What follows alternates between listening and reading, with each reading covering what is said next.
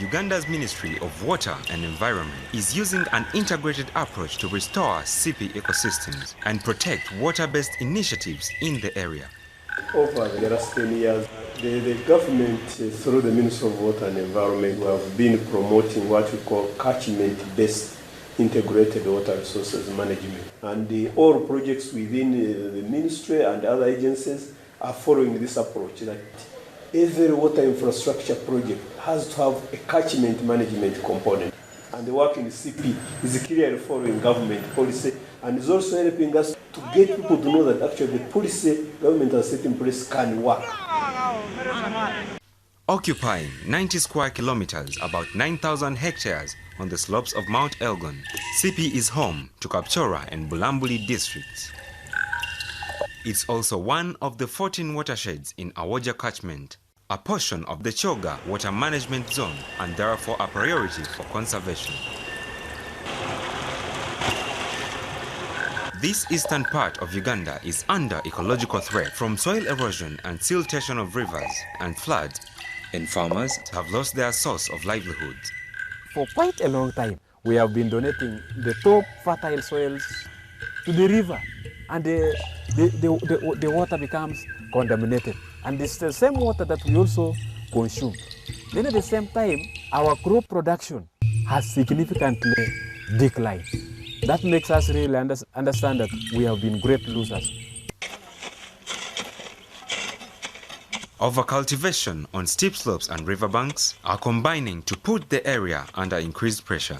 And we're already seeing these challenges, that areas where we're just developing water without caring about water, the water is not available in the dry season, the quality of the water is deteriorating, and now those supplying water are spending a lot of money to actually treat the water. And that's why we're integrating the development part, so that you put in place pipes and you deliver water to the people. And the catchment management interventions are meant to help manage the resource.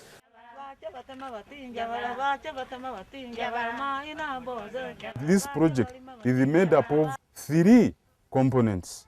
The gravity flow scheme, which will provide clean and safe water, the catchment restoration measures, and then the irrigation scheme. So one can easily say that this is an integrated project.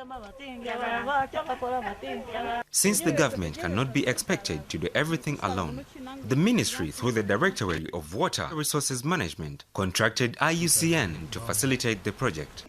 And this is the third component of the project that mainly looks at supporting the stakeholders and also supporting establishment of micro-catchment management structures that will actually support in the implementation of this project.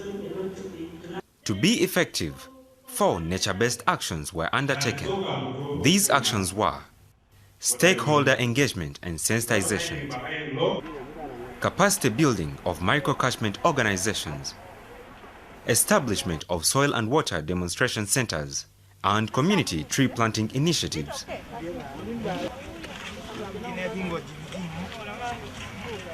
At Lawai village in the Upper SIPI, one can observe work in progress at a gravity water flow scheme.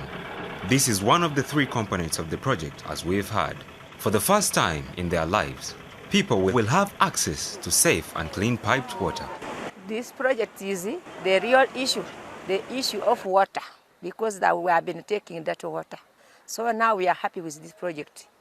There are a couple of benefits, but to safeguard what's theirs, communities have been undertaking soil and water conservation measures. In highly eroded hill slopes, over 10 multi-purpose technologies were introduced. These, among others, include contour trenches, shrubs, grass and stone bands. This is not only effective, it will help trap surface runoff and recharge underground water. Meanwhile, shrubs and grass will provide wood and fodder for livestock, plus income through sales. As for the degraded riverbanks, hundreds of thousands of indigenous tree species have been integrated with coffee plantations to increase productivity of the land and household incomes of the river-adjacent communities. Here we did agree that at the riverbank we are going to take the national standard on where we are going to stabilize along this river bank. So here we have a belt for the trees. So we planted bamboo, macadamia, as you can see, and we have the napier on the upper side. Because when the water flows from the upper side, it is first sieved by the napier. And the reason for the trees along the riverbank is now to hold together that soil. And for the animals that would find themselves feeding on the napier directly from the riverbank, the bylaw will take actions. In order to sustain supply of tree seedlings, community nurseries of up to 250,000 indigenous trees were established under public-private partnerships with local governments. Agroforestry tree species are also raised here.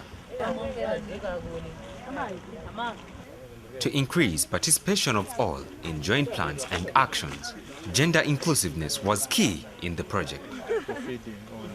Over 3,000 people, majority being women, were equipped with soil and water conservation techniques.